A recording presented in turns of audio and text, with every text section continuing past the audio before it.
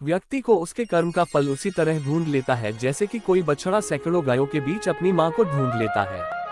जिस मनुष्य ने अपनी जवानी में बहुत सारे पाप किए हो उसे बुढ़ापे में नींद नहीं आती है। आज यदि आपके दिन बुरे चल रहे हैं तो कल अवश्य ही अच्छा होगा। आप केवल निस्वार्थ भाव से अपना कर्म कीजिए। जो मार्ग ईश्वर ने आपके लिए खोला है उसे कभी भी कोई बंद नहीं कर सकता है। मनुष्य का जीवन केवल उसके कर्मों पर आधारित होता है। वह जैसा कर्म करता है उसका जीवन वैसा ही हो जाता है।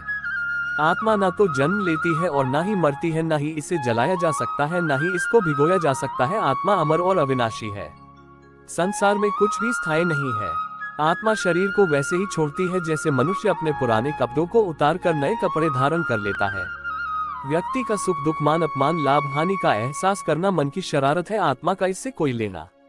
क्रोध मनुष्य का सबसे बड़ा शत्रु होता है। क्रोध के कारण मनुष्य की सोचने समझने की शक्ति नष्ट हो जाती है और उस व्यक्ति के पतन में ज्यादा समय नहीं लगता है।